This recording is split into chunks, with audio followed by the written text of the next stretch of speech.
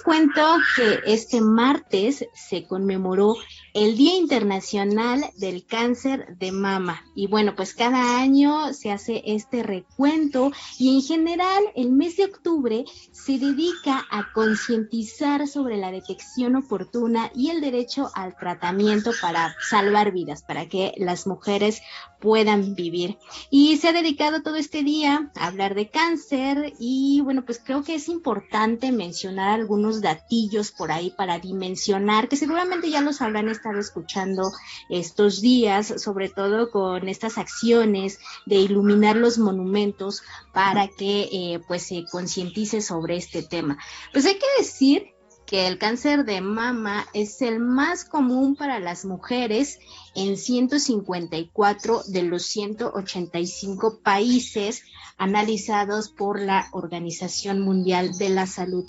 Pero en México es aún más importante porque los datos del Instituto Nacional de Salud Pública muestran que el cáncer de mama representa la primera causa de muerte en las mujeres mayores de 25 años. Entonces, datos alarmantes. Y hoy quiero plantear un tema al respecto, el componente emocional de esta enfermedad. ¿Ustedes se han preguntado qué pasa cuando una mujer recibe el diagnóstico? ¿Qué sigue para su familia?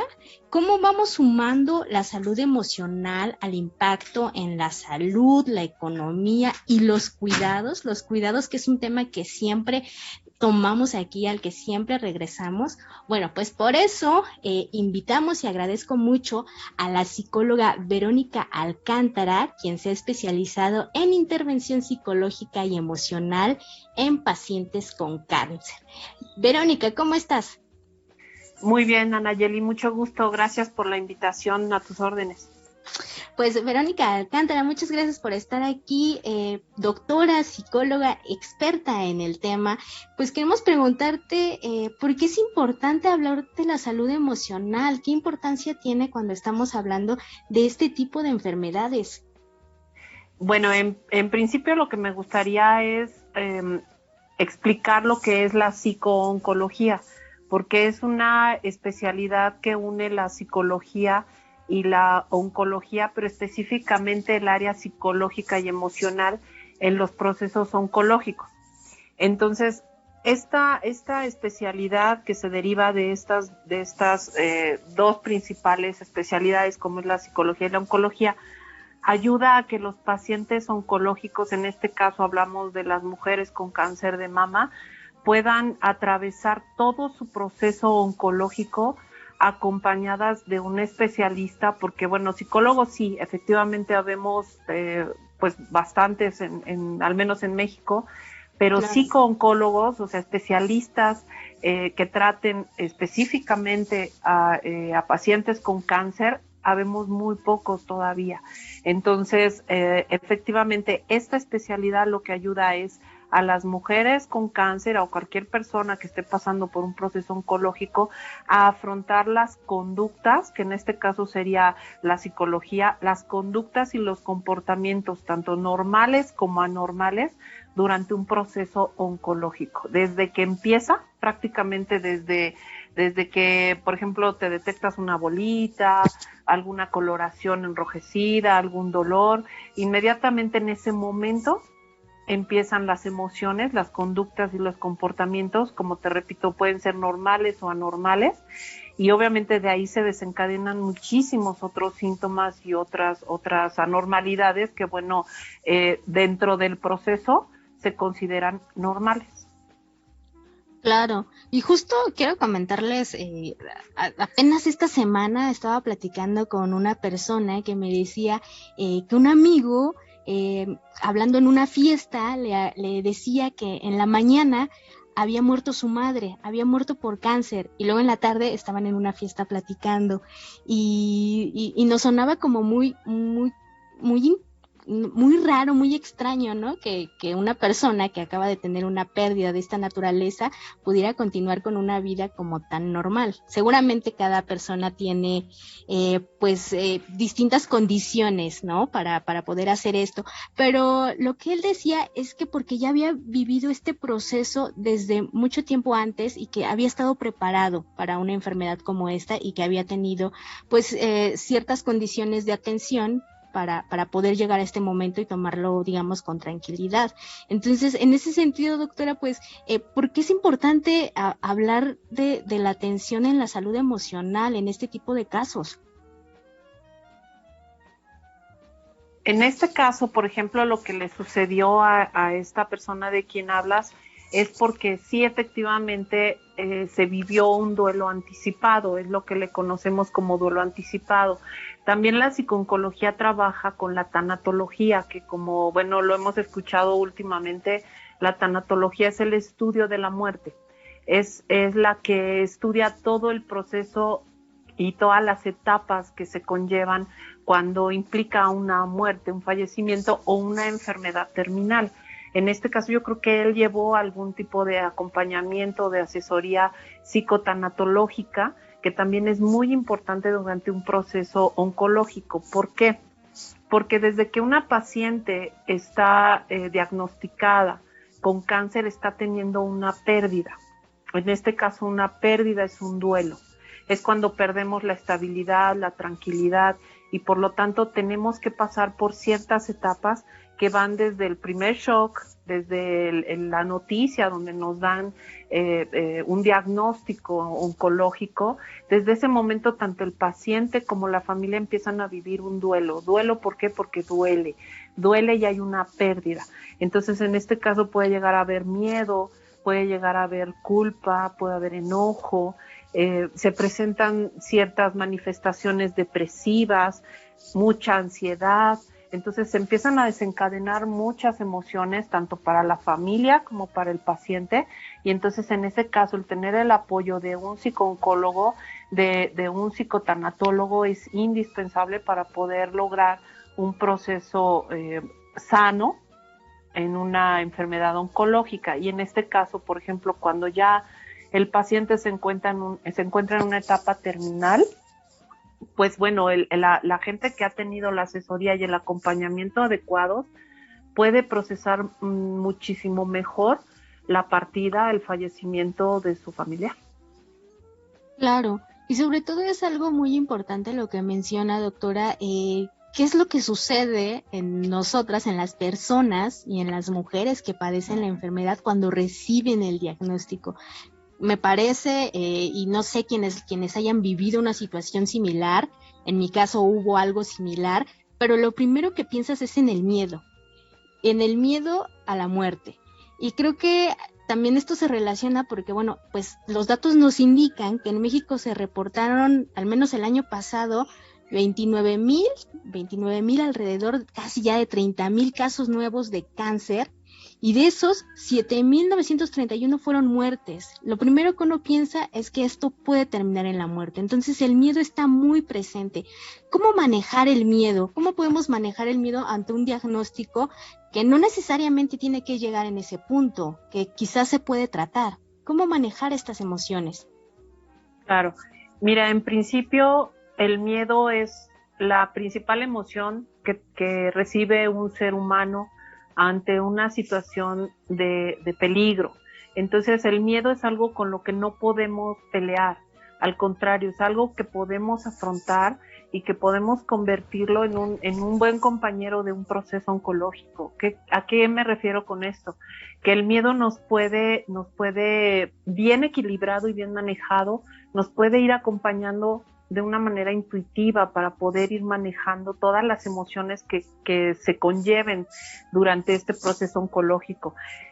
Obviamente necesitamos nuestra red de apoyo. Un paciente oncológico lo primero que necesita es una excelente comunicación con su médico para que el médico le indique bien cuál es su diagnóstico, cuál es su pronóstico, cuáles son los tratamientos, porque la incertidumbre es una de las cosas que más causan miedo. el desconocimiento de la enfermedad, porque nos dicen cáncer y automáticamente decimos muerte. Lo relacionamos inmediatamente con la muerte y el cáncer no conlleva inmediatamente la muerte. O sea, el cáncer bien tratado, detectado a tiempo y sobre todo la persona con el apoyo psicológico puede también ayudar y aportar muchísimo más a sus tratamientos y al pronóstico que pueda tener en una enfermedad oncológica. Entonces el miedo obviamente no lo podemos quitar de nuestra existencia, pero sí podemos manejarlo y sí podemos aprender a estar bien informados con las personas adecuadas, bien asesorados, también con profesionales que nos estén acompañando durante el proceso para ir manejando todas las emociones que derivan del miedo, porque del miedo se deriva el estrés, se deriva la ansiedad, se deriva obviamente la incertidumbre. Y entonces si tenemos a alguien que nos acompañe, que nos esté asesorando y que nos esté diciendo que sí van a haber cambios, que sí van a cambiar las prioridades, que sí van a cambiar las dinámicas, pero que dentro de esa dinámica va a haber un crecimiento, va a haber un aprendizaje y va a haber obviamente un resultado valioso y válido para el paciente, disminuye muchísimo la sensación del miedo. Claro, por eso tan importante el acompañamiento. Tengo entendido que por ahí por lo menos el Instituto Nacional de Cancerología, que es esta institución que atiende a pacientes sin seguridad social de todo el país, pues tiene servicio especializado para atender esta parte de la enfermedad que es la salud emocional. Pero doctora, ¿cómo está en términos de los servicios que ofrece el Estado? ¿Se está ofreciendo la atención a la salud emocional en las instituciones públicas o cómo está por ahí el panorama? Pues bueno, mira, la psicooncología, a pesar de que es ya una especialidad que tiene algunos años dentro de las especialidades de salud, hoy en día pues son pocas las instituciones de salubridad que tienen un especialista. Por ejemplo, en siglo XXI hay 1 o 2 psicooncólogos. En el INCAN sí hay un poquito más de preparación porque ellos llevan una subespecialidad que se le da a algunos de los internos, de los mismos médicos, y ya hay algunos que se integran dentro de la especialidad de la psicooncología.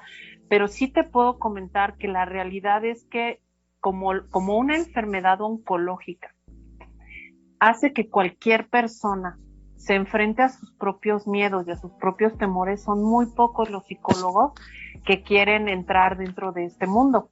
Entonces, imagínate, si en México hay un psicólogo por cada 125,000 personas, entonces yo creo que el psicooncólogo es mucho menos frecuente que podamos encontrar en México. Entonces, es indispensable que haya un psicólogo o un psicooncólogo especialista, obviamente un psicólogo especialista en oncología, por cada paciente oncológico. O sea, es necesario que cada paciente oncológico tenga a su lado la asesoría, el apoyo y la compañía de un especialista de la salud mental. Claro, porque además estamos hablando de la calidad de vida de una persona con una condición de enfermedad, entonces sería muy importante poder abarcar también ese aspecto. Y doctora, ¿qué pasa con las familias? Porque están las pacientes, pero alrededor hay familias que también son afectadas por este tipo de enfermedades y sobre todo, me parece, las personas que se encargan de los cuidados de estas personas que tienen la enfermedad, que se encargan del tema económico, del tema de mantener las citas en orden, las consultas, los cuidados. ¿Qué pasa con estas familias alrededor de las personas con la enfermedad? Pues mira, los segundos protagonistas de todo un proceso oncológico, pues obviamente es la familia y la pareja. En este caso, obviamente estamos tomando en cuenta la familia, que pueden ser padres, hermanos, el esposo, los hijos. Todos van a recibir también el mismo impacto, porque por supuesto que, bueno, el paciente va a entrar en este miedo y por lógica también la familia. Entonces también el psicooncólogo va a ayudar a que la familia tenga la intervención. O sea, es necesario que en cuanto uno empieza un proceso de terapia, bueno, de acompañamiento con un paciente oncológico, también la familia se integre. Es necesario asesorar a la familia de los cambios, inclusive nosotros apoyamos a hacer una estructura de cómo llevar el cuidado del paciente, porque normalmente hay un cuidador primario, y el cuidador primario, si no está bien asesorado, si no está bien acompañado, puede llegar a tener lo que se le conoce como burnout o claudicación del cuidador primario. En este caso, ¿qué es esto? ¿A qué me refiero? A que el cuidador puede llegar a sentirse tan exhausto, tan cansado, psicológicamente, emocionalmente y físicamente, que puede incluso llegar también a enfermarse, también a tener alguna enfermedad física o emocional que haga que claudique y que abandone su misión.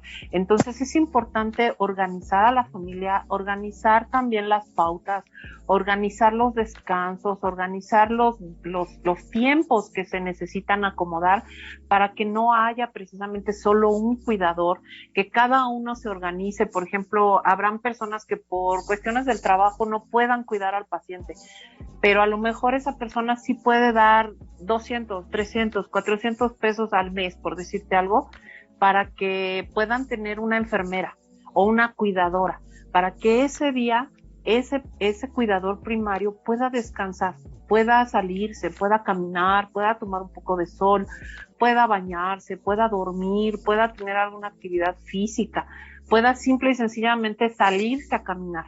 Entonces es necesario que toda la red de apoyo, que en este caso sea la familia, los amigos, cualquier persona que quiera unirse a cuidar y apoyar a los cuidados del paciente, siempre son bienvenidos, pero sí es necesario que todos tengan un compromiso cuando existe en casa un paciente oncológico, y que obviamente el apoyo de todos van a ayudar a que el paciente también tenga una mejor recuperación y una buena calidad de vida durante su proceso. Sí, sí, y quizás el primer paso sería hablar de ello, ¿no? Hablar de la importancia y de la responsabilidad de los cuidados. Yo recuerdo que hace algún tiempo, cuando Amalia García era secretaria del Trabajo en la Ciudad de México, hubo un programa justo para capacitar a personas, en su mayoría mujeres, para asumir estas labores de cuidado, sobre todo en la parte de enfermería, y poder recibir ingresos por ello. Pero bueno, esta política nos hablaba justo de que muchas de las personas que se encargan de los cuidados de las personas enfermas son mujeres porque, bueno, son las que tienen mayor dificultad de insertarse en el mercado laboral, son las encargadas históricamente de las tareas de limpieza y de cuidado de las casas. Entonces a ellas se les encargaba, digamos, como algo ya escrito, el hacerse cargo de estas tareas. Pero bueno, si empezamos a hablar del cuidado, y sobre todo con temas como el cáncer de mama o el cáncer en general, creo que podríamos ir avanzando en este tema. Y doctora, también quiero preguntarle, porque ayer que empezaron a salir muchos datos, la Secretaría de Salud informó que el año pasado, en 2020, por la pandemia de COVID-19, en sus unidades médicas disminuyó 40% la exploración clínica de las mamas que realiza el personal capacitado, y las mastografías de tamizaje también se redujeron en 50%. Entonces, pareciera que algo sucedió durante la pandemia y vamos a tener más casos de cáncer, quizás no diagnosticados, pero en su especialidad en la atención psicológica. ¿Qué pasó durante la pandemia? Pues en principio, retomando lo que tú mencionas, sí, muchos pacientes oncológicos dejaron de recibir sus tratamientos, o como mencionas, las mastografías, las exploraciones médicas, precisamente por la situación de la demanda de hospitales, o por prevenir, obviamente, que los mismos pacientes oncológicos estuvieran en peligro, ¿no? Que estuvieran en contacto con áreas hospitalarias donde ellos pudieran contraer la enfermedad. Entonces, efectivamente, muchas mujeres se quedaron en pausa en sus tratamientos o en sus exploraciones. Entonces, durante esta pandemia, bueno, de manera personal, yo tuve que retomar las terapias con mis pacientes vía remota, por videoconferencias, por videollamadas. Entonces esa fue la opción para mí, para yo poder seguir atendiendo a mis pacientes. No tuve yo oportunidad de dejarlas, de abandonarlas, no fue la vía para mí. Entonces yo las estuve atendiendo en línea y sí hubieron muchas situaciones que se desencadenaron como miedo. Obviamente tú sabes que es el primer síntoma o la primera emoción que surge es miedo, ¿qué va a pasar?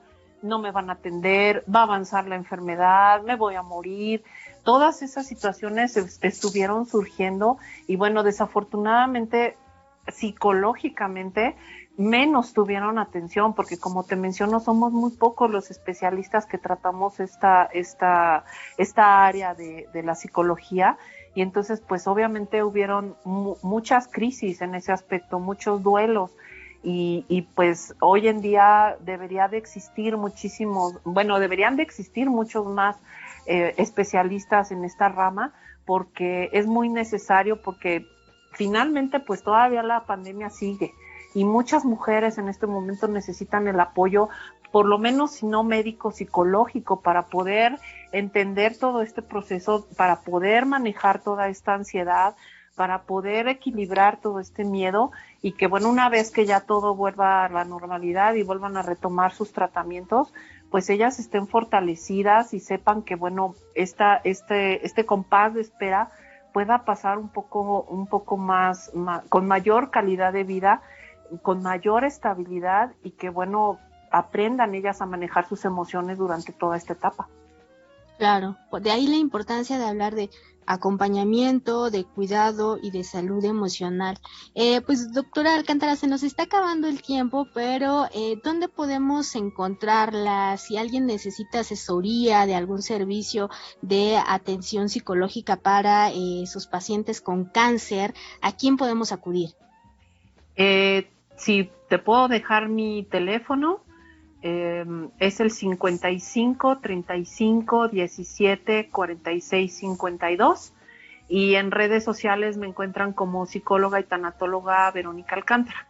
En Facebook así estoy y bueno, también ahí pueden encontrar mis datos y toda la información que necesiten de mis servicios me pueden contactar vía WhatsApp, me mandan un mensaje y con mucho gusto les contesto su mensaje.